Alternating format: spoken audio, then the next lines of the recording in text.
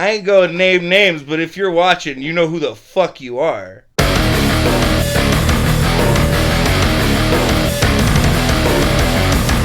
Yeah, and so, yeah.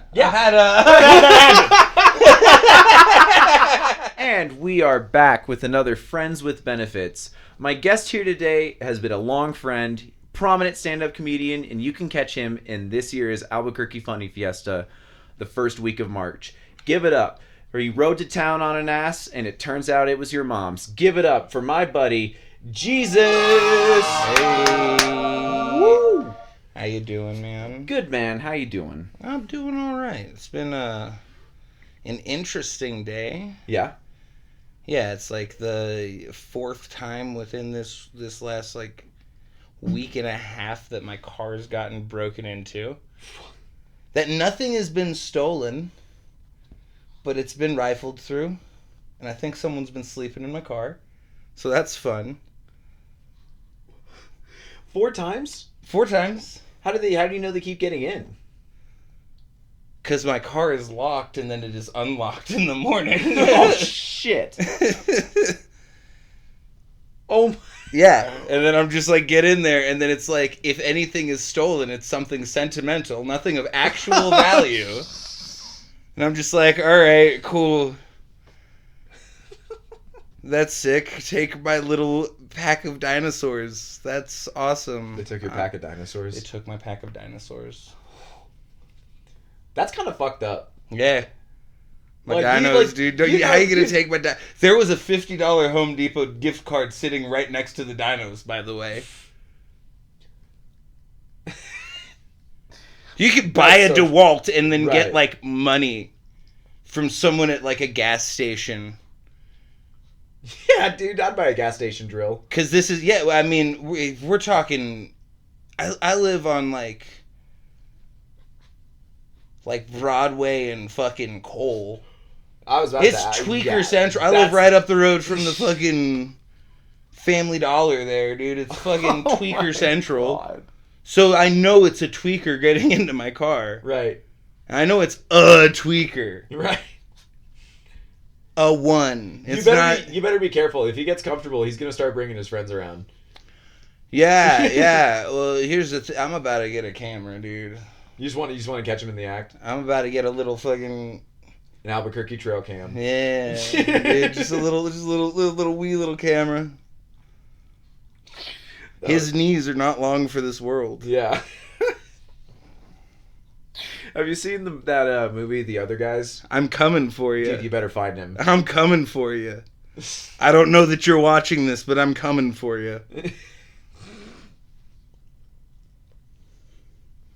He's gonna. This is your moment. This is like trying to catch your serial killer. Brother. It's just I'm gonna dude. This is you're gonna get him. Yeah, dude. Oh. WrestleMania. I'm a wrestler. You gotta be careful about recording that. That guy got in trouble, and then he went on Dr. Phil for doing the bum fights. Oh, yeah, that's true. You gotta. That's true. Well, this is a theoretical in Minecraft. In Minecraft, I'm coming for you in Minecraft. I don't fucking know, dude. I don't know. He's your dirty Mike and the boys. Yeah, who knows? Here's the thing: is if no bum kneecaps get broken, or at least reported broken, I'm chilling. Right. You know, this is a thought experiment. A thought experiment. You know. Oh, this is bad talking about bum kneecaps. This isn't how I wanted to start this. It's all. Listen, hey, as long as they're he's almost like unhoused kneecaps. Unhoused kneecaps. There we go. That's my apologies to the unhoused population. I know you're watching. But stop sleeping in his car. It's not bum kneecaps. They are unhoused kneecaps. But please, just stop. Just stop. I'd like you to stop. I'd like my dinosaurs back, please. Oh my god! I just want my dinos, dude. That's all this is. It's personal. It's a plea. It's a plea. Oh my god. That's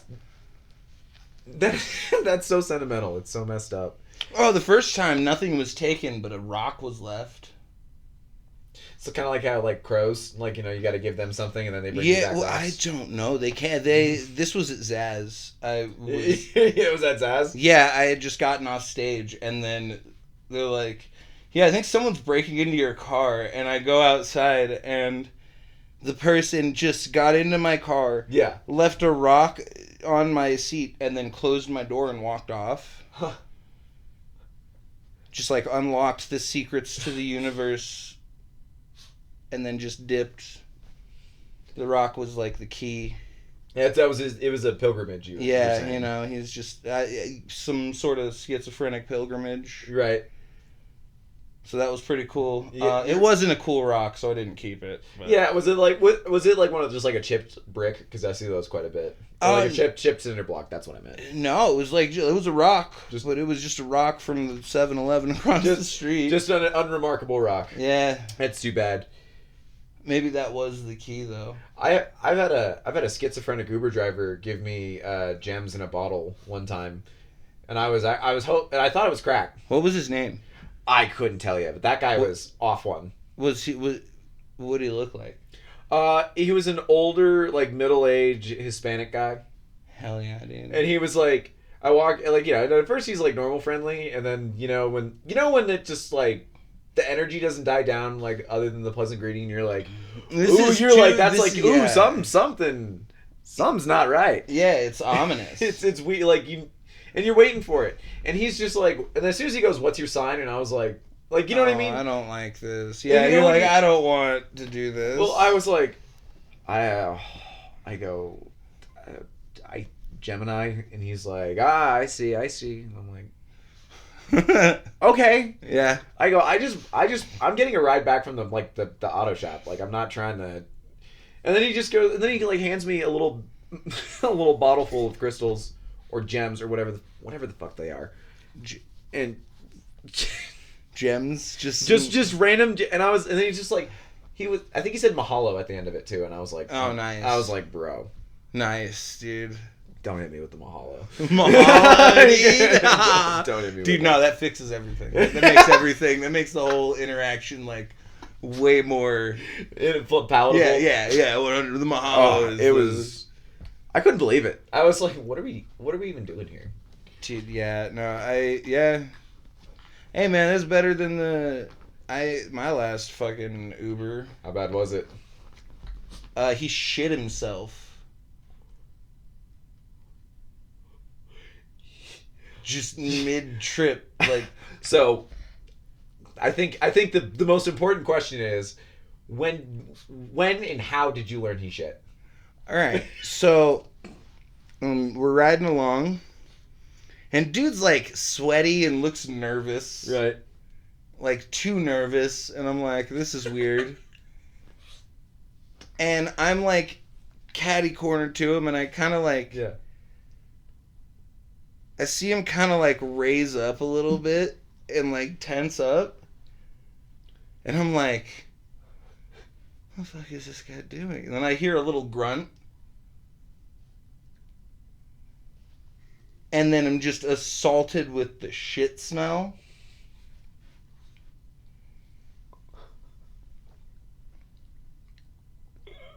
And I'm like, oh my God. Did this...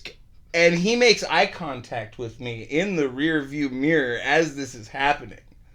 So we're like eyes locked as this guy's just shitting in his car, giving me a ride home.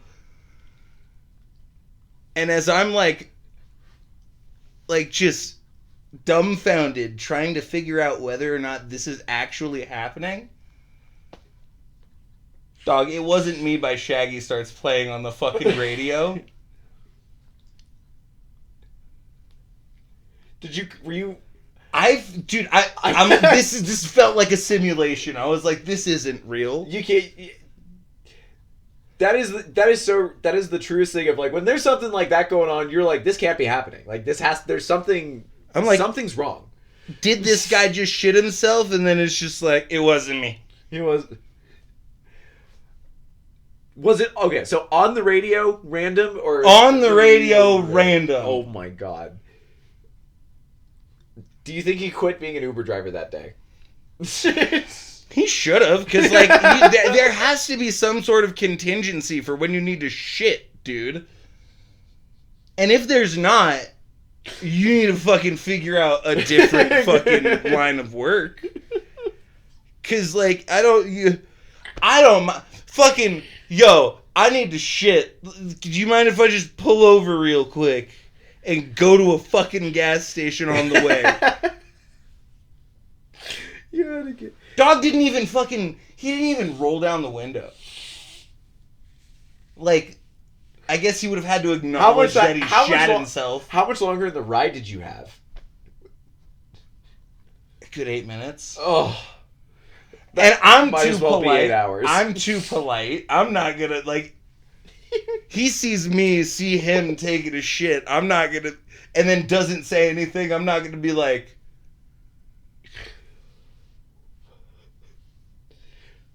What the fuck? I should have, but like, no. You for sure made the right call, because what are you gonna do? What is gonna help like, the situation? What does that do for anything? Dude, are you gonna be like, are you gonna just wanting him to cry and just be sitting in his own shit-filled Uber? Like you have, yes, to be. That's exactly what I want him to be doing, crying in a pool of his own shit. Because I know it was liquid. This is of course. If it's never immediate, if it's solid, it's not immediate. You know what's the worst thing is? It was like a nice car too. Like it was like a BMW. You know that's soaking into the leather, dude. That leather is fucking never gonna be the same. Oh my god. I like felt bad for the car, dude. Yeah. I was like, but this is the last ride share I'm ever fucking doing. I'm getting my fucking car fixed. Yeah. Tomorrow. Honestly. Uber driver, I've had pretty good Uber drivers almost everywhere else but Albuquerque, I'll be honest. Yeah. And when I this is the city to be the worst kind of Uber driver. Yeah, I mean the fucking. Also, I stopped. And it's not like we're getting the best of the best, the cream of the crop, driving for DoorDash and Uber. Right. Dude, my DoorDash, and I'm not kidding, maybe 25% of the time it doesn't, like, they pick it up and then it just never arrives. Mm-hmm. That is, I have to stop doing it because then I have to like prove it to them. There's no more. I don't feel greater shame than. When how do you prove a lack of food? I'll take a picture of my empty porch. Yeah, and it could I don't know. It could be. How do you prove that it didn't? How do I prove that there's nothing there?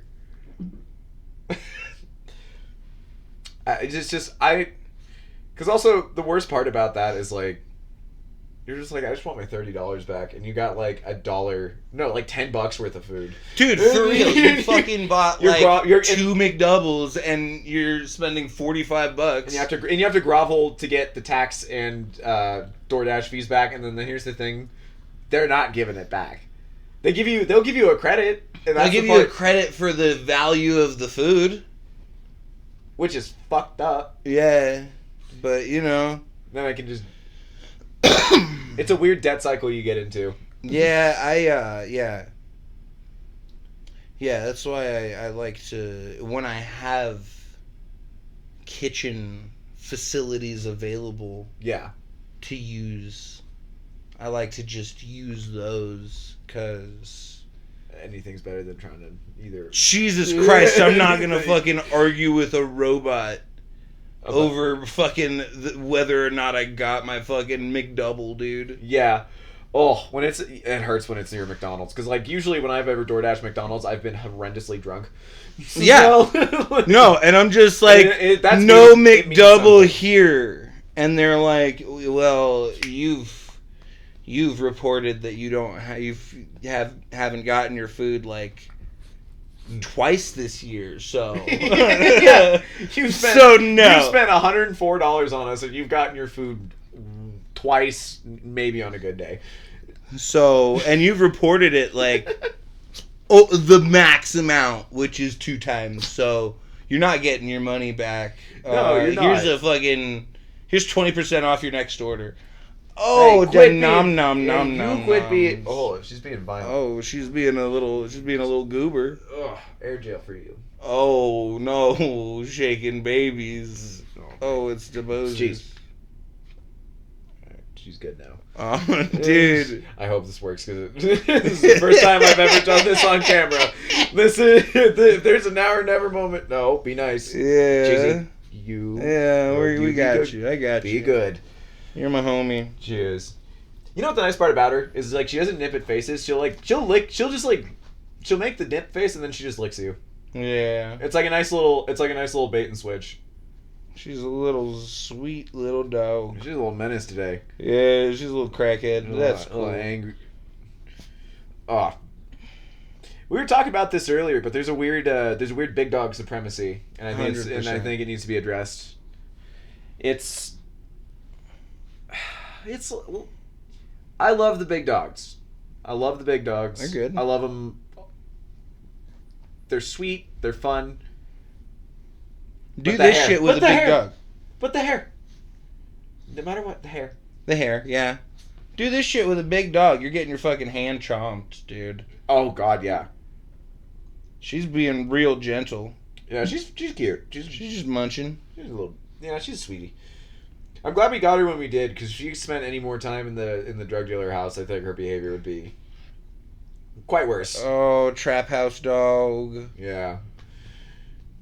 And now she's lived a life of nothing but heated blankets.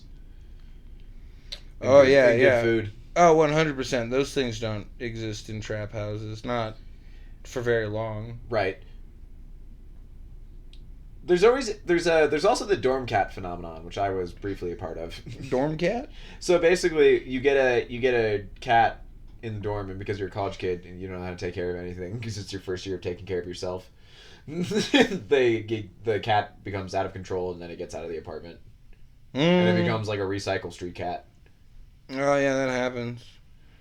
The street cats. I love the street cats. My neighbor feeds the street cats, and so her yard is just full of black cats specifically. Like, it's like she's a fucking witch, dude. She got just like a bunch of little black cats hanging out.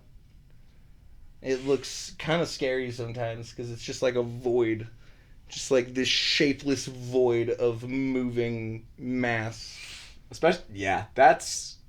Like, and you then see it's that, just a feeding frenzy of black cats. Yeah. How do you not think of a horror movie going on when you see something like that? It's like... I always loved having the black cats. Those were... Best cats I ever had were black cats. Yeah, they're great. They're little crackheads. I love them. Orange cat. Oh, dude. I'll put this up, dude. I've had maybe, I think, a 40-pound cat before. A 40-pound? You're gonna see this. You had like a Garfield style cat? It was Garfield colored. It was his name was my sister got him like a few months before she went to college. So then she couldn't take the cat to college, so then my mom and I were just stuck with the cat. So but he kept putting on just the most like crazy weight. Like weight you've never even seen. Like, you're like, we don't even feed you this much. How are you getting this big? And then my mom caught him. Problem. Oh yeah, that's what we thought. And then a year into him, and he's like, I mean, horrendous at this point. And so the big reveal is this. Yo, dude, that's a big fucking cat. Yo, how did that cat get that big? So how did he walk around? By then, not well, and his legs could not have been long enough. No, I came back from my 6 months after not seeing this cat, and then I see him and he's that size, and I go, Mom, what the fuck is going on with the cat? And she's like, I don't know. He just keeps putting on weight. I go, what do you mean he just keeps putting on weight? Are you overfeeding him? She goes, no, I keep the food locked up. And then I think a few weeks after that, my mom one night heard like a weird sound. She's like, what's going on? And she figured out that for like a year and a half, the cat knew how to break into his own food. And at night, just ate it like a goldfish. So when we put him on the diet, he lost all that weight. but he wanted to die. I've Yeah. never seen a suicidal animal. Yeah, before, but that cat- Like, he was fat and happy, and then not. you took away his one joy. Dude, how dare you? He died before I could have given him Ozempic, because he was. I mean, he was. I feel like Ozempic would have been just as bad. It makes you, dude. Ozempic's like fucking. It's like a Clockwork Orange for fat, dude. Like, you think about food and you're just like, yeah, that my favorite. Like, it doesn't even give you the choice to be fat. It takes away the free will. Do you know that there's a few brave pioneers who are able to eat through their Ozempic? Did you? That's crazy. That must smell nuts. That must smell like fucking a sewage. Fucking a sewer. Yeah, a sewer. A sewer. Being able to eat through your Ozempic is maybe one of the most. Heinous is the first word that comes to mind. Yeah, that like we're past a problem. Like, you know what I mean? We're dude. There's like overindulgence, and then there's like, dude. I've been hearing that like fucking, like one of the fucking rare side effects of Ozempic is like you're getting like necrotic sloughing on your genitals. Sloughing. Yeah, like sloughing. Fucking bits of flesh going while you're pissing. Like you get zombie cock, dude. Get the fuck out of here. I'm not joking. Like, it is part of a bit that I've got. Right. But yes, like, and like how fucked. Cause like, imagine lose weight. Imagine you're just like, oh man, I feel fuckable today. And then you just got zombie cock, dude. It's like the monkey's paw. Dude, it's just like just boom, dude. And then you're finally the weight you want, but your dick fell apart. Dude, for real. It's the monkey's paw. That is so unfortunate.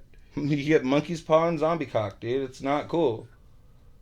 Do you see a lot of those models that take Ozempic when they were already skinny? They're like, they look like birds. Well, they're also like, I have osteoporosis and I'm 28, and it's like, yeah. You're malnourished and fucking 70 pounds. Coke doesn't do that much damage.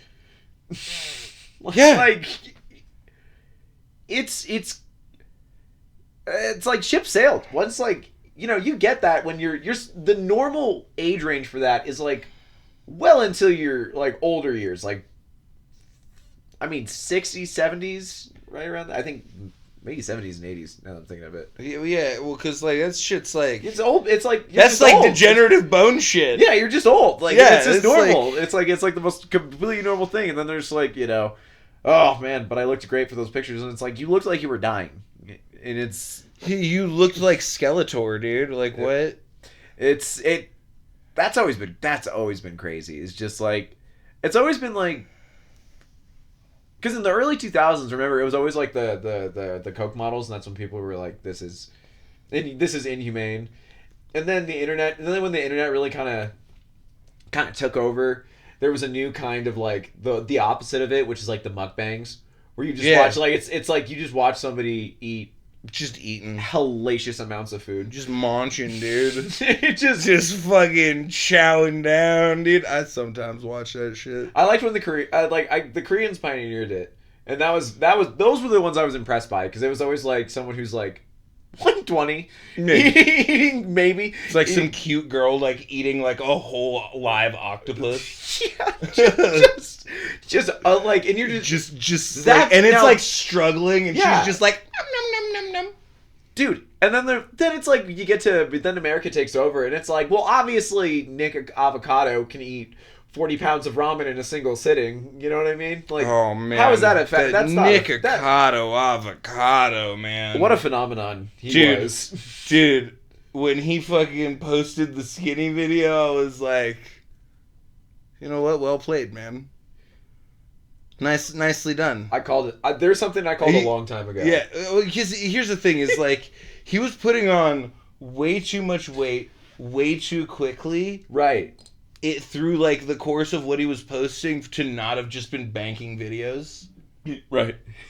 It was like one video, and then 2 weeks later, he's like 100 pounds heavier, and it's like the timeline doesn't add up.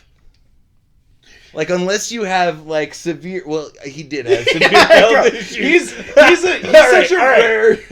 But still, like, unless like you have like a glandular issue, Right. like a thyroid problem, you're not putting on that kind of weight like in like 2 weeks. You gotta. He was something special. But I called it a long time ago, where I was like, all these people, as soon as like the money runs dry with like that stuff, they're gonna go the other way, and they're gonna be like, now we're skinny. Yeah. And because like Lizzo did it, which that was the one I was like, wait, that was the one I called. Yeah. That was the one, because it's like also. Well, I mean, that's how they all do it in the music industry. They go, I'm the shit, I'm fat, and then the second they get famous, they go, all right, I'm gonna lose all the fucking weight. Yeah. It's interesting with now, because like with Lizzo, she was like big girl everything, and then as soon as like she kind of like everyone, she was like, yeah, like turns out she was like a whole, like treated her like background dancers like shit. I'm not sure what the whole thing was. It's almost like it's like a comeback to be like, oh, I'm gonna try this again, but skinny. Because David Dobrik, I did the same thing where he was like, guys, look, I'm ripped now, and it's like, you still almost killed that guy. Yeah, but like check this out. Yeah, and it's like, it doesn't. I'm sure it's worked for like, because like the Liver King gave it his own thing where he's like, I'm gonna be roided out, but I'm just gonna be like a just Twitch choking streamer. down fucking rotten meats. Listen, you're a chef, right? Yeah. There's some things that are good, at least to try. Some things, not everything. Some things are good raw. But to say your entire diet has to be of raw everything. That's an eating disorder. Is insane. That's what we call an eating disorder. That's not a diet. That's an eating disorder. You gotta cook some of it. Yeah. You gotta, like, you can't just consume raw foods. Especially when, like, your entire diet is meat. Like, the parasite, like, wouldn't you, like, because you've done, I mean, you know the amount of food illnesses that can be created by having improperly stored meat. Yes. And all that stuff. Like, you've done the certification videos a fucking million times. Yeah. And then seeing people go, I'm just gonna throw it in a jar. I'm gonna eat raw. The ground beef is the one that kills me. They're like, I'm just eating ground beef. It's like, dude, like, not even tartare. Is ground beef. Well, and I mean, tartare isn't even fully safe. Right. Like, you can easily get sick from tartare, like severely sick, because if it's not stored properly and fucking right before you serve it, you've got to fucking kind of trim it so that the surface stuff isn't contaminating the inside stuff. So you gotta like you trim off the outside and then cut the inside because it's had less exposure to the it hasn't had exposure to the because it's that's the thing about muscle. That's why like rare is fine, because the bacteria that cause like the like foodborne illnesses get killed off on from the surface. But the inside of the meat is a sterile environment. There's nothing. It's not. It hasn't had the time to. Yeah, it can't get there until it's exposed to oxygen. Yeah. Interesting, because like the most I'll do, like in terms of like raw red meat, is like tartare on the very rare occasion. Yeah, if you've got a good place, like and oysters, I'll always do. I'm a big raw oyster guy. Yeah, oysters are delicious. And but like the closest to the line I get is like if I have like a good ribeye and there's like a little extra on the fat cap, I like slice it thin, add a little bit of salt and pepper, and I just pop it in. Mm-hmm. And that's it. And it's purely just for like the nice little creamy. Yeah, 100%. Little fat taste. That's the worst I've ever gotten. But also, for the most part, the way we we process our meats and stuff, like, people get sick off of that shit so very rarely if it stays within the temperature ranges, even if it is exposed to the oxygen for however long. Like, if shit stays in the range where shit doesn't grow, like, you're fine. And our government is pretty, hey, you need to do the thing. Less so within this administration, but still. I've always had beef with how, no pun intended, I'll just kill myself. It's alright. Because I think you've been out of the country and stuff, and you've eaten food and eaten stuff from places where they have real regulations about how food, animals are supposed to be raised, what you can do with crops, and you don't feel like hot garbage when you eat food there. But here, you eat one McDonald's meal and you're like, why do I feel like I took Oxycontin? Yeah, 100%. That's definitely a thing, and that's another reason why I just like to cook my own shit, because I know what's going into it, and I know how it's being prepared exactly, and if I get sick or something it's me to blame. Right. It's I fucked myself. Cool. I'm not those damn McDonald's. I call it acceptable consequences. Yeah.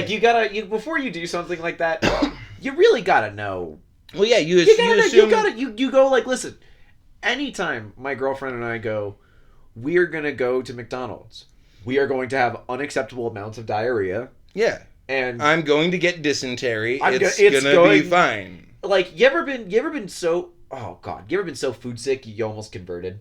You just got so hellaciously sick from bad food that you were like, listen, I guess it's almost kosher time. It's kosher time. I'm done with pork. I'm done with it. I'm done with my food touching each other. I swear, God. You're just vomiting on the fucking toilet ugh! Never again. No more pork chops. Oh, please, God, just let me live through this. It's funny you say that. I've gotten the most sick I've ever gotten has been from pork. Yeah. The worst it's ever been. Yeah. No, pork is always the one. And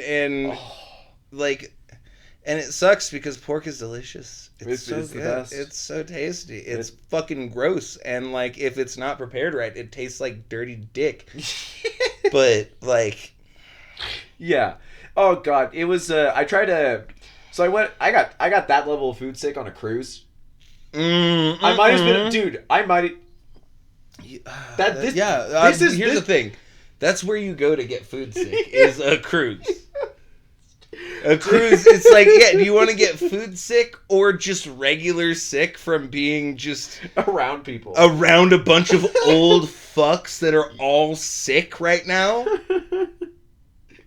We did an Alaskan cruise. And my mom the whole time she was like, "No, it's one of the nice cruises." And I was like, "That is not a real thing." Especially not in Alaska. No. I used to live there, right. And that place, I love it. Right. I love Alaska. All right, Alaska. Because I know you're watching. I love you. I love you, Alaska. But my God, your entire state is run by tweakers. Everything the whole tourist department, it's just tweakers and Vietnamese. Yeah. And some Vietnamese converts.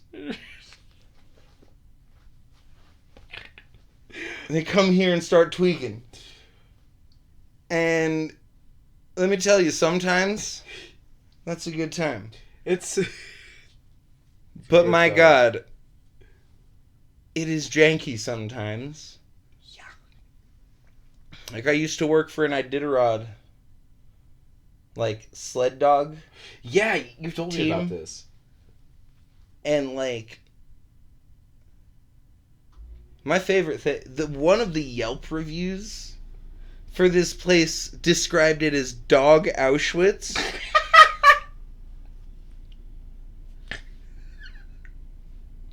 Oh my Auschwitz for dogs. Oh my god. So there was like 96 to 115 dogs on this lot at any given time. Jesus. And it's not a very big lot. Like, it doesn't sound...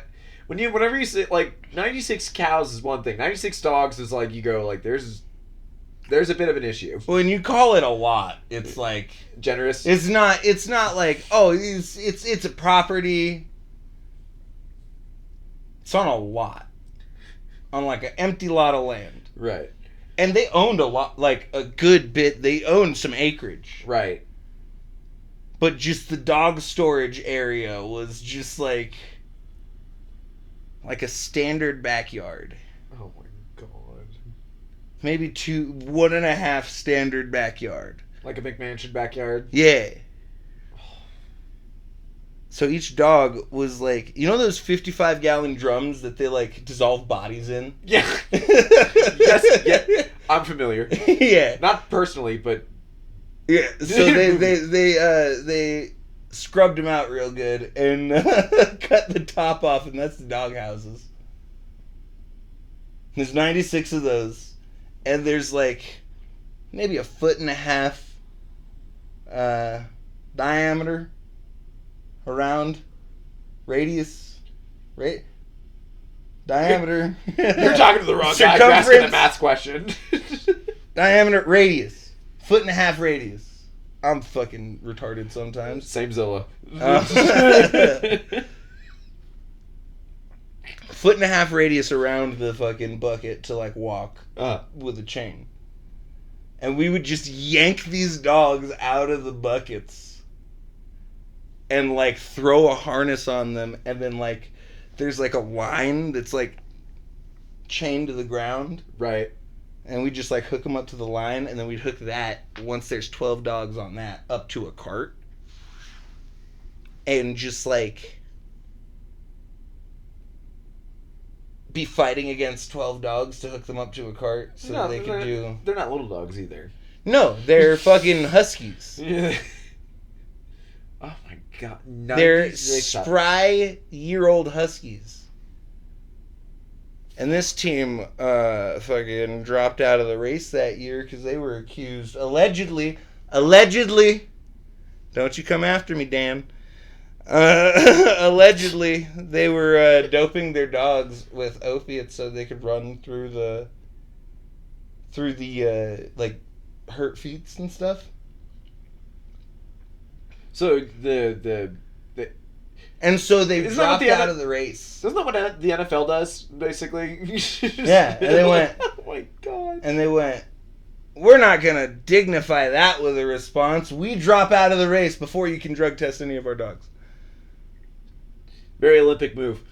Right? Yeah, right? Like actually. Yeah. What a... Yeah. Oh and, my god. Like a week in, my favorite dog just like died. Yeah. Just died, and they're year-old dogs. They don't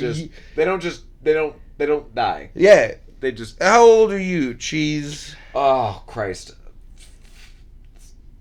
3 or 4? Yeah. 3 or 4, right around there? Yeah, they definitely make it to this point. They don't make it... Not a lot of obstacles in the way. But, I mean, dog Auschwitz. Yeah. There's some obstacles. Dog Auschwitz. That is a horrendous... Complete with fucking watchtowers and shit. I'm not even joking. Like, that's... Oh, come on. Yeah. Watchtowers. Watchtowers. The fucking, the mascot dog, the one that got taken care of well, was named Hugo. And I'm like, this feels... There's too many... There's something more going on here. This is bigger than... Yeah. Just... Yeah, no, we're having a dog holocaust here, dude. And this was an attraction for tourists. Yeah.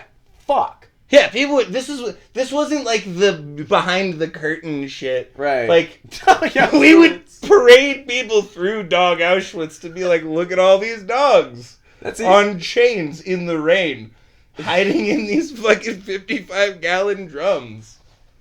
Like, you think they'd be like, oh, meet here and we'll pick you up with the dogs. Yeah, no, they'd watch us they yank them out of the fucking.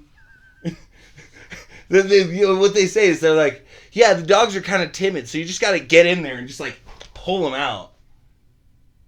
So you get in there and get under their collar and just yank them the fuck out, and I'm like, this is like not chill at all. Yeah, so I stopped working for the Iditarod race. I mean, good for you. I think that was the smart play. Started selling mushrooms instead. Honestly, I think drug dealing. I'd rather be a drug dealer than abuse animals. I feel like that's pretty even. That's a fair trade. You know. Yeah. And at least you're not slinging fentanyl. It's magic. It's mushrooms. Like, sure, mushrooms. I was selling them to the fucking branch manager of the fucking Wells Fargo, dude. That's. I'd meet up outside of his fucking. That's. Oh man, that's the funniest part. Is like, be like, Johnny boy. you know what Dare always got wrong? Did you ever have to be? Were you? Oh yeah, dude. Dude, you know what they always got wrong is they're always like, this is who does drugs, and it's like, or no, who sells drugs, and it's always like the most like cartoonish take on it, and it's literally just a guy. Yeah, it's me. It's just a dude. It's me. I'm the dude selling drugs. Just a normal guy. Just a normal guy who also looks like he could probably be selling drugs. It's just the long locks, my guy. Yeah. Yeah, I used to wear the drug rug and everything. Though. I was stereotypical drug dealer, and it's like, why are you pulling me over, officer? What is it? The marijuana stickers on the back of my car, or the smell? Oh my god, dude! When I made the grave mistake of like when I was like trying to sell weed, you know, yeah. Like getting my little because I sold fake joints before I tried selling the real stuff. Yes, I've heard. Like, yes, I've heard tell of this. So I was like, all right, I'll just I figured the standard would be like, you pick up an ounce, flip that for as much as you can get, right? Like that's kind of the 101. Mm-hmm. And what I didn't account on is because I've never bought weed in the quantities of anything more than 2 grams. Yeah. I didn't realize that shit stinks through everything. Yeah. Every enclosed space. Every radius. Oh, dude. Everything. It doesn't even matter. If it's good enough weed, it stinks. And this was... Dude, I got the hookup on... I paid $150 for an ounce of, this gorgeous ounce from California. And this was, 2017. This was back when, homegrown California stuff. Yeah. It was glamorous. And then I put it in my room, and my mom knew I smoked weed, but she was just like, don't do that shit. Yeah, not in my house. Right. And then the whole house smells like weed. Bad. Yeah. I can't even, I hide it in my car. I let it was in the house an hour, maybe an hour and a half. Yeah. Stinks up the whole house, because it's like a little townhome, too. So it's not like a big old spacious area. So I put it back in my car, and I go, all right, well, we'll stay at the house. I've smoked weed in the house tonight, before I can get rid of it. It wasn't going anywhere. No. It stuck. It was there. Yeah. And my mom came home, and she was like, did you smoke 5 blunts in the house? And I was like, we didn't even get to that step. I just brought my stuff in the house for an hour. Yeah. I swear. Yeah. And then I kept it in my car the entire time. Yeah, which is not any smarter. No, definitely not. No. It was I didn't have, I mean, you're wide enough that it's probably fine. It was, I drove a beat up Hyundai, but see, my whole thing was, I wasn't a sketchy white. I was I had the glasses, I had the dorky gelled back hair, mm-hmm. And then whenever you saw me, you're just do you have any Molly? You're just I better. You're oh, you're it's a deal you don't feel good about. Where you're just you're ooh, That was kind of like, that was the customer I was. So like the one time, and I just happened to get the ounce out of my car at that time because I left it with my buddy because he was like, I'll sell you something. I'm like, fine, whatever. Yeah. So I get pulled over and I'm like right before I hit my mom's house, and I was like, God damn it! And he walks up and he goes, all right, man, you're going 20 over, and the car reeks of weed, and I'm like, this is it. And I'm literally like low T postured, like underweight 17-year-old, like with the glasses. And he goes, get rid of the smell. Don't let me catch you speeding again. Get out of here. And I was like, thank God I'm white. I was like, thank God I'm white. That was a high five moment in the car where I was like, fucking, sometimes it pays off. Dude, for real. See, do you mind if I that, brother? Absolutely. Thank you. See, I notice when I'm getting pulled over, if I just hit them with like cop lingo, they just trust me. Cops, I've got cop superpowers. Dude. Yeah. They're like, yeah. Dude, all right. So I've been riding around in my car for 3 years with expired registration. Yeah. Just no, it's not registered. Expired fucking temp. The temp tags are from 2023. Are still on my car outside right now. Holy shit. So, like, I'll be going through... Alright. 6 months ago, I was a little drunk. But I was coming home from Red Door, and I was fucking yacked out. Right. Like... I swear I had felony rings going on, dude. Like, boy, them shits, I looked like I was sniffing on a powdered donut. Yeah. Oh, yeah. I was going to town on some fucking... Like a U.S. senator. Yeah, dude. Looks like I was just going to town on a stripper, dude. It was dried up all over my fucking nose. Oh my God. I fucking pull up to a fucking DUI checkpoint. Oh, Christ. Got my ID already out, and they're like, I don't need that. And I'm like, heard. Oh my God. Have you ingested any drugs or alcohol this evening? That's a negative, officer. And they look at me for a second, and they go, you're free to go. Get on out of here. That one's good.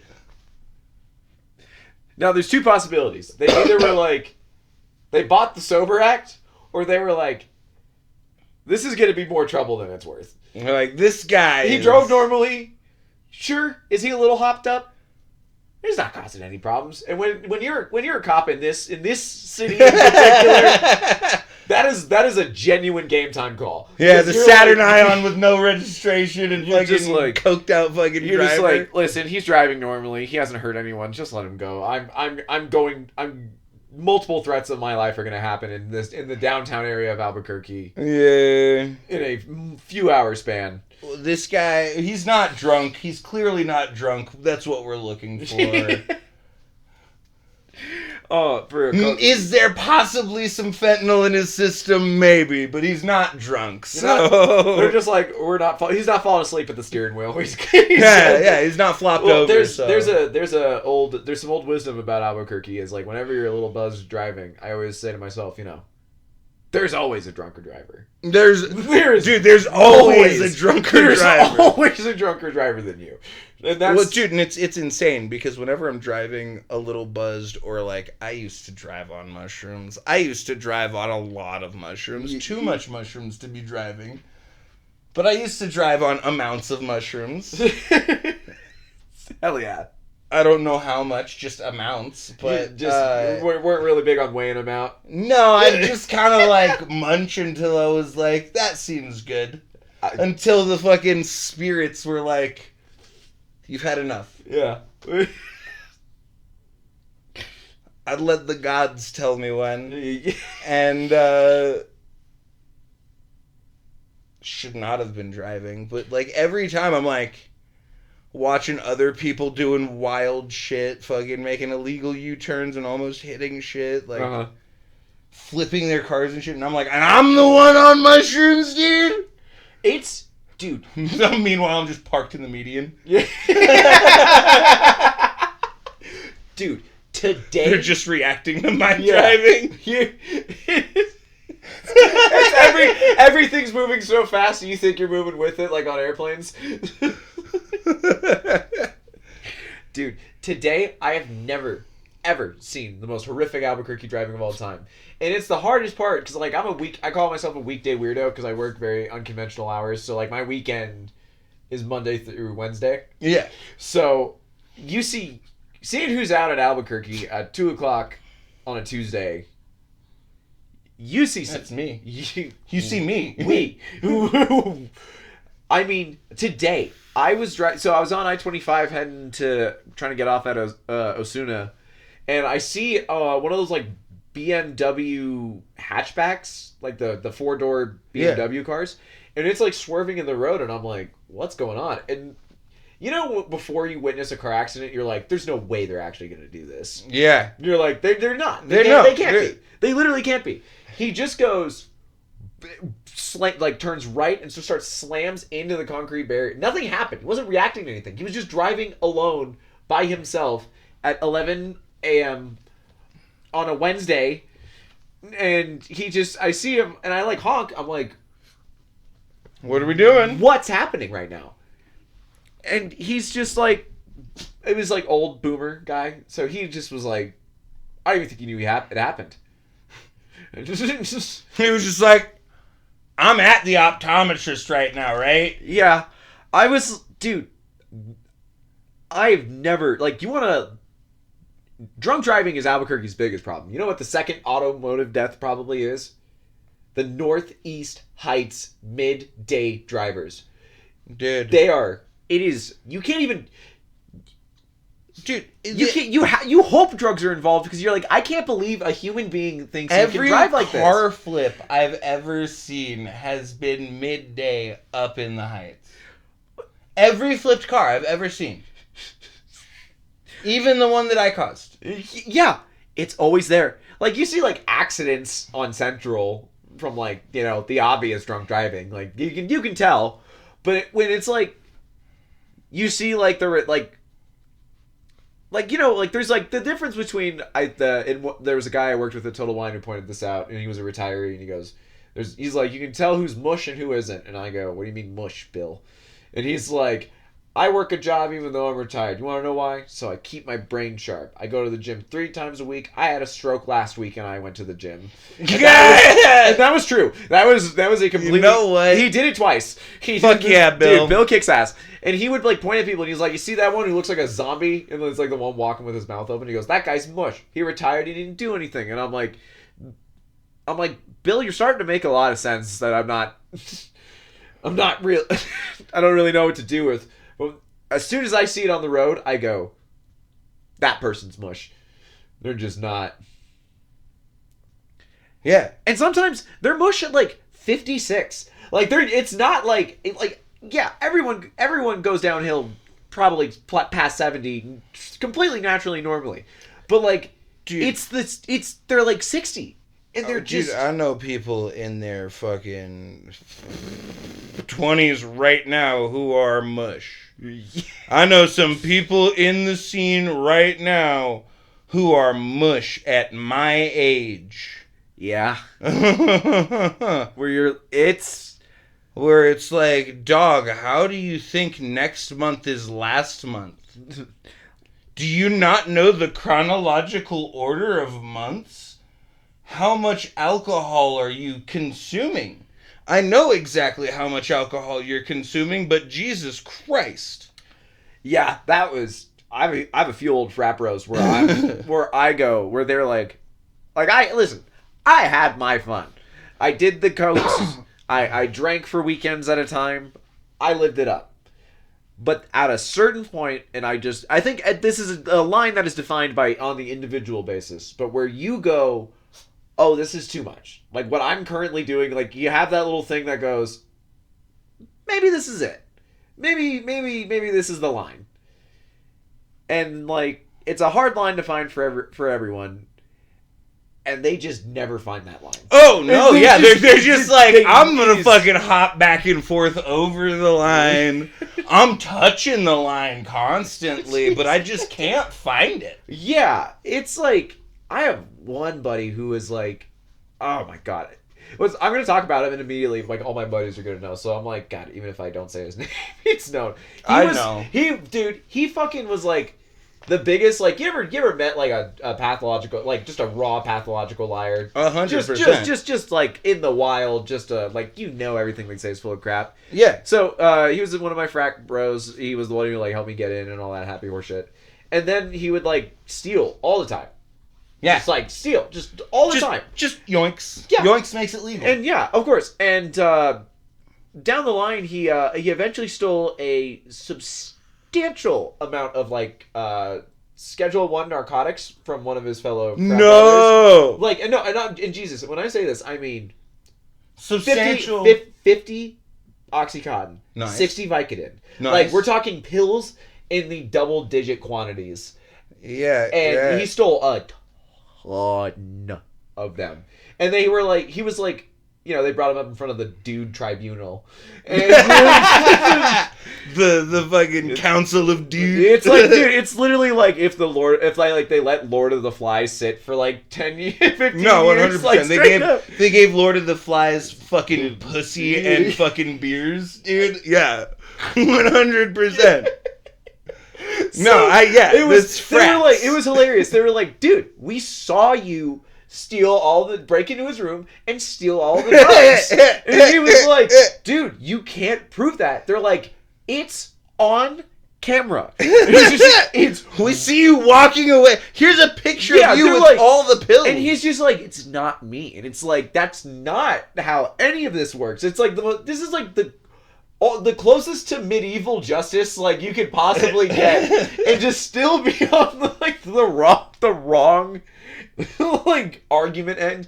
Because like I got in trouble with them before, and they were like, "Did you have too many beers and drove?" I go, "Yeah." They're like, "We're gonna fine you," and I was like, "No," and they're like, "All right." That's all it was. But when they're just like, "Dude, you took you steal hundreds of dollars worth of..." I think it was thousands, because like the quantity was like this, like, I don't know, this, you ever meet a dude and he has just the craziest weight where you're like, where the fuck are you finding any of this? Yeah. Like, you're just baffled at the raw quantity of stuff they have. Yeah. Because like there was one trip we went on with this dude, and he was like, he took like a tally list for everyone. He's like, raise your hand if you want your own personal 8-ball for the weekend.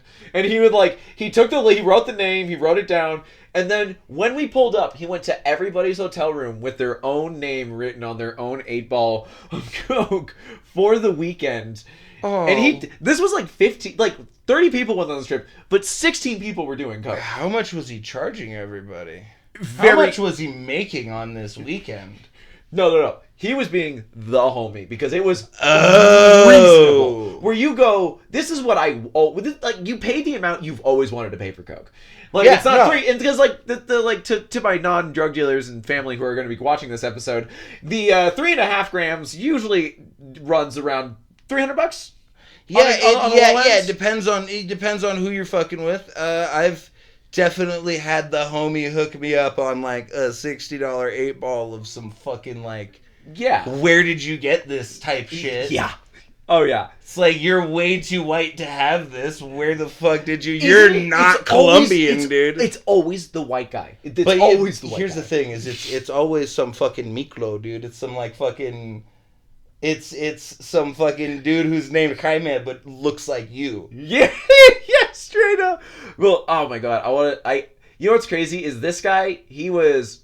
Oh my god, he was the funniest dude. Because like with a guy who's like this, you expect him to be like neurotic and insane.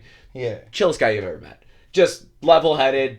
The guy, he always had a good time, and he always made sure that he was sane and normal. And you're like, you don't see that from a lot of people who have that kind of supply on hand. Yeah, and it was, oh my god, he was so he just, and that weekend I'm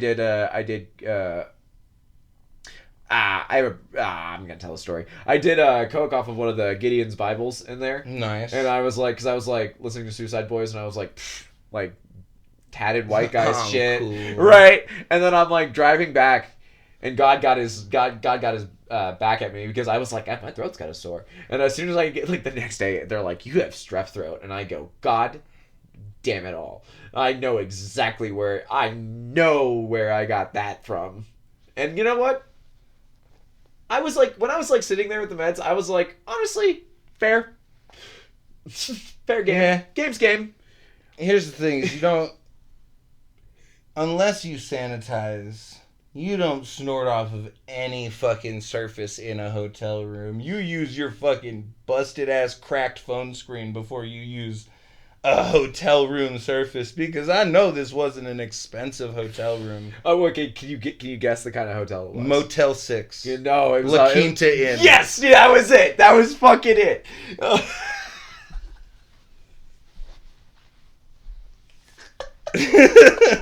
You nailed it. Angel's kiss. Yeah. You couldn't. Couldn't have said. You couldn't have done On better. that note, may I go grab another beer? I was about to say. On that note, let me grab you another beer. My Thank brother. you, dog. I got you, big dog. All right, come on, you. Oh, little doggo.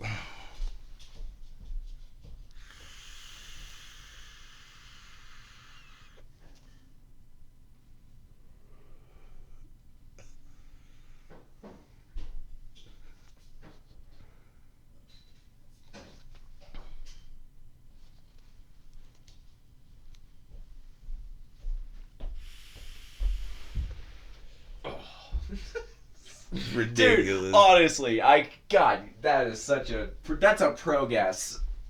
If I had to say, come on, you Peanut. Do you want to just be out there? Okay. I'll leave it cracked. You love them more than anything. Okay, you did want. Okay. Oh, it's the Bozers, yes. Oh my god, and that's I can't believe. I never, like, because, you know, I say it in my stand-up set about this dog, but everyone always just goes, like, oh, they have a crazy story about how they got their dog. Like, everybody thinks that, right? Like, but it's always just, like, I went to the pound and then I got a dog. Yeah. Like, being grandfathered into a murdered coke dealer's dog is... What else do you do? She's not going to the shelter. No, she can't make it on the streets. She's our little orphan Annie. Yeah, oh, man. Little trap house princess. Oh, that's, I don't know why, but I feel like that'd be a fantastic like female rapper album. Yeah, trap house, but like that would go like Glorilla should have. Dude, I keep saying random shit that's like fucking like, I think if I get to the point of recording a special. Trap House Princess. No, it was gonna be Gateway Drug to Jesus. Because I was talking to one of my homies about how I used to smoke Jarum Blacks. Because I'd go out to goth shows, smoking my little black cigarettes, and I'd bum them out to goth girls as a foot in the door. These cigarettes were a gateway drug to Jesus. That's fantastic. And yeah, no, I keep saying random shit that I'm like, oh, that's an album name. That's a band name. Dude, they come to you in random moments. Speaking of Jesus, I have found a... so are you a big Instagram Reels guy? Yeah. Dude, I have gotten into the, like, mega church TikTok. And I gotta say, not like the big like the cartoonish performances one. We're talking like people like mass hysteria crying. In like in these some like Joel Osteen shit. Oh god, and it's like this one lady. She's insane. She's like, they're not even talking about the Bible. They're just like, Jesus is coming and he needs to be heard through the power of Donald Trump. And then there's like 40 women sobbing and like a bunch of guys like almost passing out. And you're like, what is going on here? What is this? If that's not like proof that this has just become a cult, it's like I don't know what is. Like you're watching people just like acting like fucking lunatics over while some dude is over an intercom saying wild shit and trying to relate it to Jesus Christ. Have you seen the video of that guy who's like, he's like it's like an older one, it's like a 90s, it's like an old VHS one, and he's like, the faster Jesus comes, the faster things are going to happen. I'm just gonna pull it up for you because it's fantastic. But it's like the guy just starts screaming, and like after like he couldn't get through the sermon, he just lost his mind. Like he just fully went like They just start like mouths like, foaming and just like it's bizarre. Like it doesn't seem real. Because it's not, but it is. Like these people are being completely performative in the most genuine and earnest way possible, which is fucking weird. I've been don't sit right with me, dude. Okay, before I go on, I will show you the.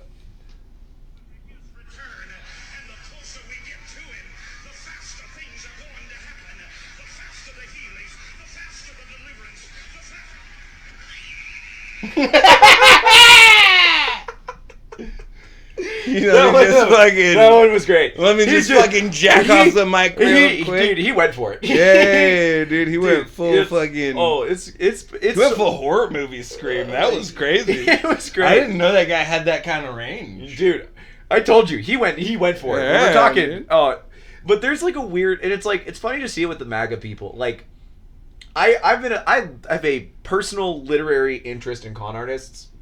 Like I read 1920s like con artists like autobiographies because just the idea of it fascinates me. Yeah. And there's a sect of them where they're really good, and it's like cult leaders and stuff like that. They're just really good, and like everyone was like, Donald Trump's like a business con man. And it's like, yeah, I think that's where he cut his teeth, but he's really moving towards like wanting people like, because like we're getting towards like Führer deity almost. Like we're talking like, you know how the emperors in China weren't the descendants of God, because that's the thing I see. He wants to be Kim Jong-il, dude. He wants to be the fucking great leader, dude. It's so gross.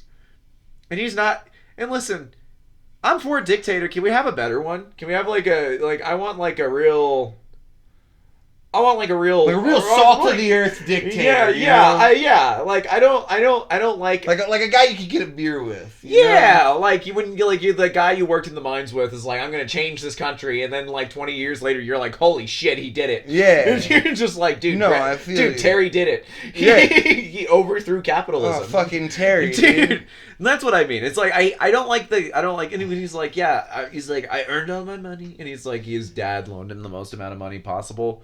Yeah, and that's my favorite thing, and that's I love seeing it with influencers, because when they're just like, I'm going to Dubai for 2 weeks, and you're just like, what do you do? They're like, I go travel for a vlog, and it's like, fuck children. Your dad's an owner of Lockheed Martin, isn't he? Like that's the only reason you're like, you can do this. I go fuck children. Yeah, initiation for fucking the cabal later. Yeah, your dad hung out with Jeffrey Epstein, so that way you can go to Dubai. Yeah, dude, you're doing some weird shit.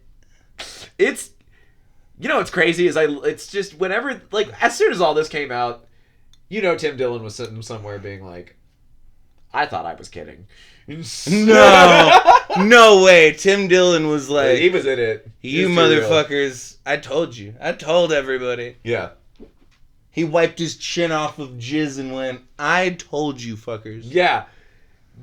I love my favorite. God, one of the favorite stories from Tim Dillon is he's like, I got into an argument with a woman because she didn't believe I was gay. Like she couldn't possibly believe that he was gay, and it's like. They come in all shapes and sizes. Yeah, like, he's just plumber gay. Like, he's just like, he just sounds like Rush Limbaugh. Yeah, he's just doesn't mean he's not gay. But also, Rush Limbaugh got caught blowing a dude in the radio station bathroom, so, like... Did you see, with like, I think Cam Patterson was talking. Allegedly. Rush, because I know you're watching. Allegedly. Cam Scott was saying something along those lines too, where he was like, it's crazy how you like see the Republicans go, like, they're like, oh, anti-gay, and then as soon as like they're like, hey, here's the Grindr statistics, every single time you guys have a convention, through the roof. Like, we've never seen this kind of traction on the app ever. And as soon as you all decide to have your Republican yeah. In Toledo, Ohio, dude. Then the servers crash. Yeah. Like, come on, man. Like, and the one that always kills me was like Lindsey Graham. Like, where you're like, you hear this guy and he's like, I don't think gays should be married, and it's like, you are the one saying that. How? Yeah, this like, is you expect him to be like more, like, you know? He was just more like. I just think it's kind of like he just a little much. Yeah, he had too much Southern honey, like too much, like just way. He was way too. And I said it. On Your Mom's House podcast, they did a thing where they were like, they looked into like the whole like Lindsey Graham male escort situation. Did you ever hear about that? No. Oh my god! So like allegedly, I live under a rock. The only news I get is from my comedy podcasts and the occasional TikTok where they're like, the world is burning. Yeah. But other than that, it's so basically what happened was it was like the early 2020s, and a male escort came out and was like, I have fucked Lindsey Graham, and he was like, gave like, you know, when a story's like the details are just too there. Yeah. They're too much. Like, they're just like, you know, it's a real story based on what they're saying and all of it. And he's giving like details where he was like, you know, saw his unsightly senator body, and he was just, that sounds about right. That sounds like the correct descriptor, the correct adjective for a senator's body. Just unsightly sounds correct. Just like, I've seen people who haven't worked out in like just shaped 80 like years. A gourd. Just like, what is it? It's got to be the drugs, right? Is it the drugs? Because they're put together, but they look horrible. They just look. Yeah, dude, they look like their skin doesn't fit their body. It doesn't look like alcoholism. Like, alcoholism's like way uglier, and the rich alcoholics, like. I think they're just all reptilians in fucking like fake human skin. At this point, I wouldn't even. I think it's just they're just wearing ill-fitting human skin. Like, now, if that came to fruition, would people be like, is my rent going down? Like, what does it mean that the government's run by lizards? Are the lizards, now that they're lizards, going to start cutting taxes for the middle class? Like, it's kind of like, you can have my kid if like. Is healthcare going to be affordable as long as like they just take the lizard skin, like the man skins off? Like, we can just. Right. So we're willing to give a certain amount of people. Does the man's skin off make the pedophilia worse or soften the blow? Well, actually, I don't. With their big old honking lizard dicks. What if? Now, this is my actual theory is that the lizards aren't the pedophiles. The only non-reptilian ones are the pedophiles, and they're like, Jesus Christ, because like the lizards are cold, emotionless creatures. I don't know. The Clintons are fucking pretty reptilian. They give off, and they're on that list. But there's a certain grotesqueness to me that you see in a lot of like how chimps, whenever like you let a chimp go too far. Or like, you know, like the chimps that like in the Congo that eat other chimps and stuff like that. Mm-hmm. That's where I see that level of grotesque behavior. And when I see all these people doing it, I feel like that's like the worst, most human thing that can be portrayed, is just like cannibalism, molesting kids, all that other horrible stuff. Mm. And the lizards just like, they skitter around their buildings. You don't really see them a whole lot. You're like, what are they doing? And then they're always vacationing in sunnier locations than where they live. And they're like, what are they doing? They're just like, you know, they're just sunning themselves on the island. They're just like, yeah, they're like corrupt money wise, but like they're just sunning themselves. The rocks are really nice on this island. Yeah, they're just there's a small thing, like Epstein had like his own little like bathing for he had like a sauna for the asexual lizard people. Hey, maybe you know what? Lizards, at this point, I'm cool with that. If the lizards are just there to sun themselves.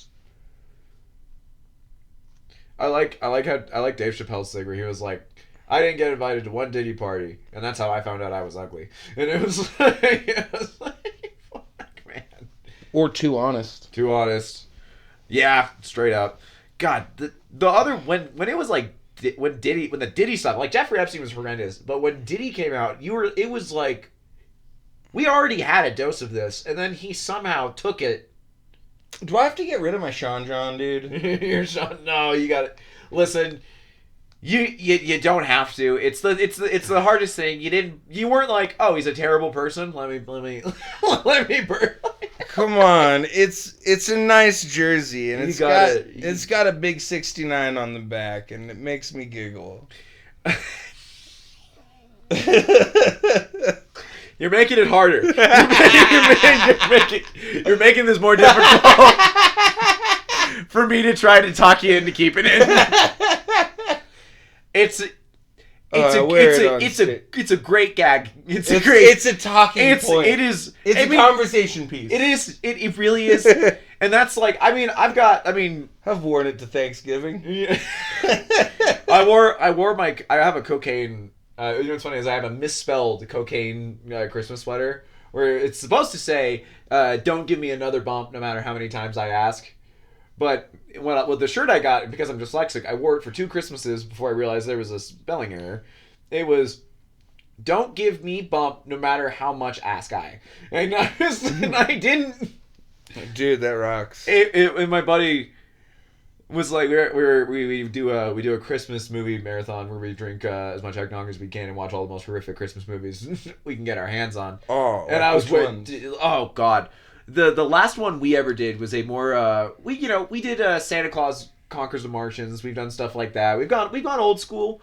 The latest one I had the most fun with, which was it was the guy from Stranger Things, like the sheriff. It was called Violent Night, and it was basically it was a comedic Santa Die Hard.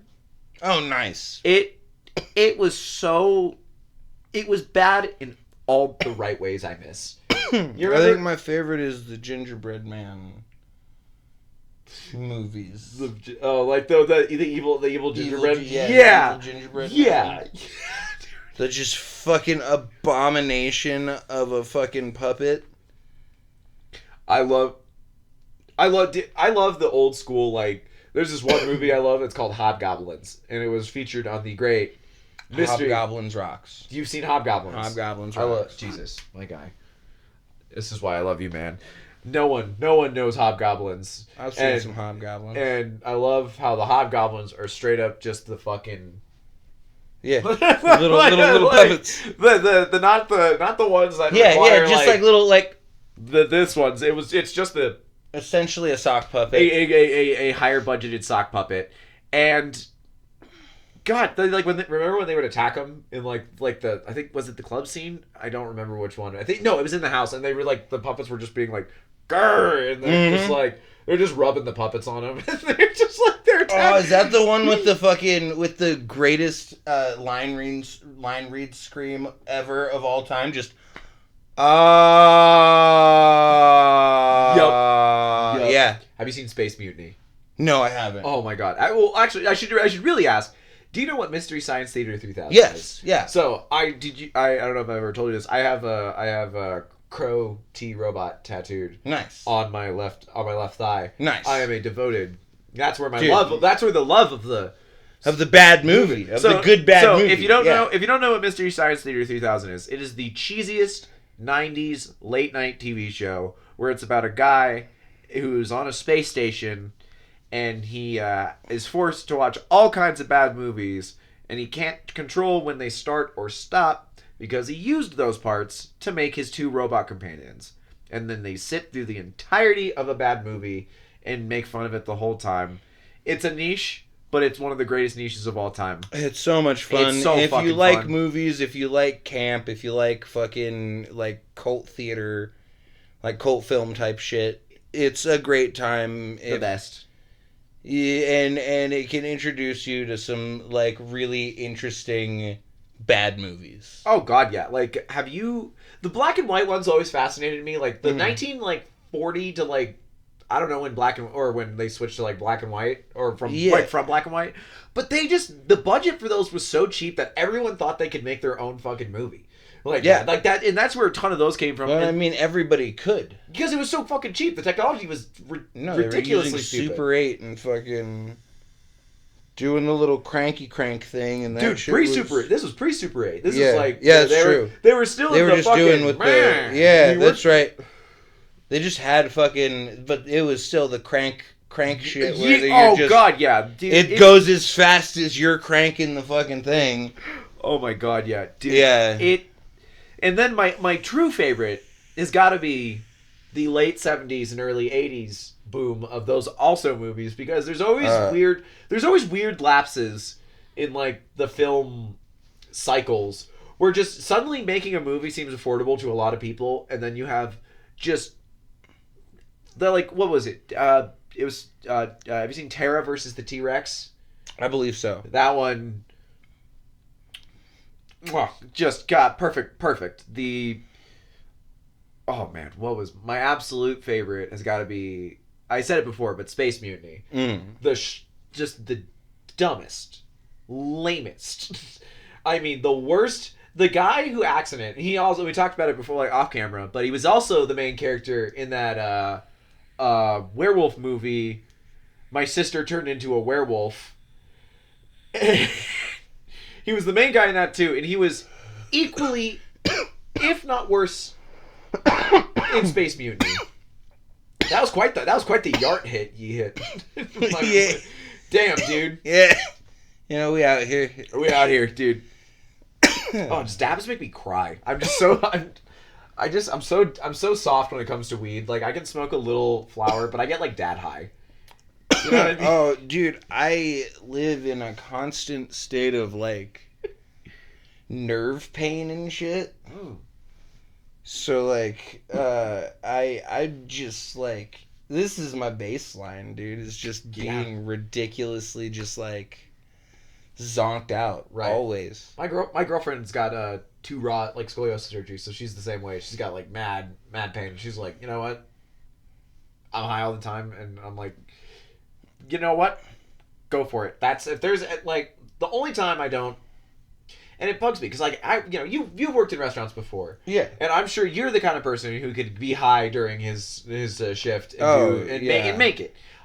I'm not, and I've always respected people who could always go through any sort of restaurant, like, but except for busboys, okay, you could be on meth, and you could be on any, and you could be on anything and be. I mean, I don't know if you know about Dan Rascone.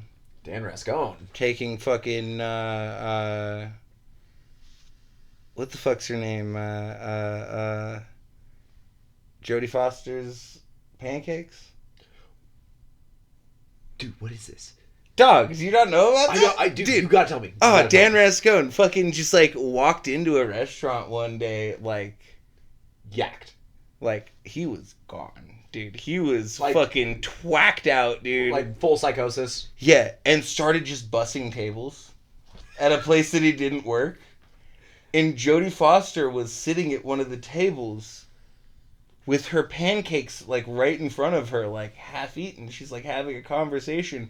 And Dan Rascone fucking shambles up to their table and fucking takes her pancakes and just throws them in the bus tub and just like walks off. That's a really funny thing to do in your coke psychosis. Like, it really... Well, and it just like, it's so ridiculous. Like, I stole Jodie Foster's pancakes. Could you imagine saying those words and then like, I don't know if you were around for when he like kind of blew up before he went back up north to live with his family. No, I don't think so.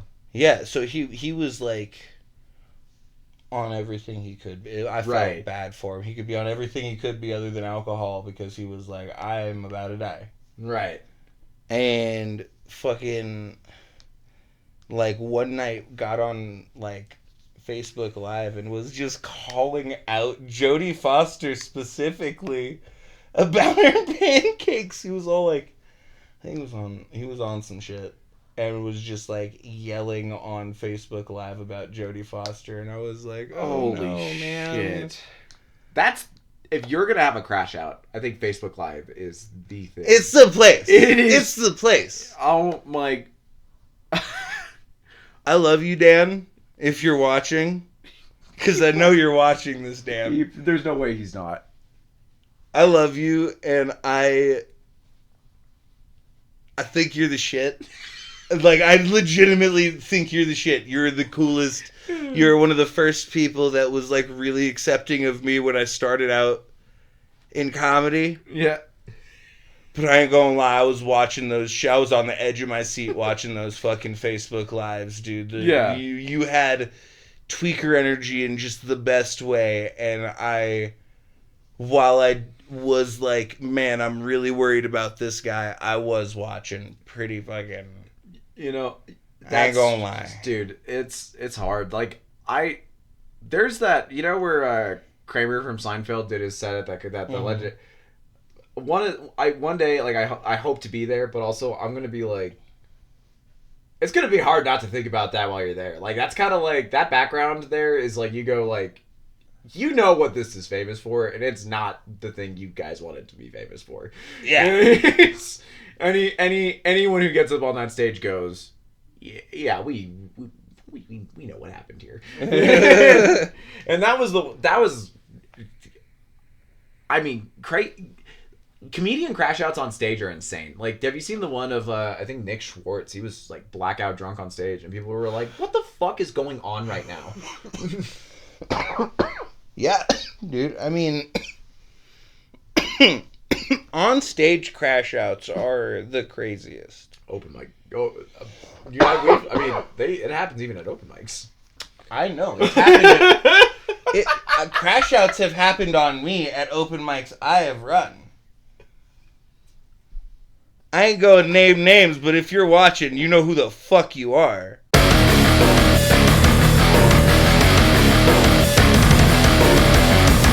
Yeah, and so, yeah. I've had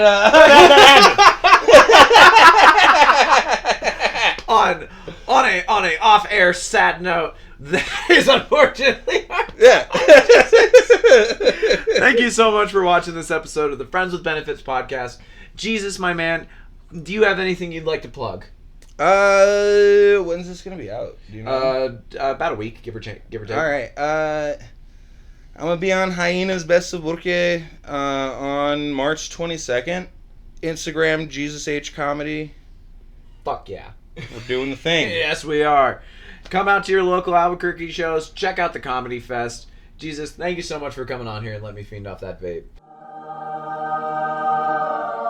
Of course, buddy. Appreciate it, brother. All right. Thanks. Of course. Thanks, guys.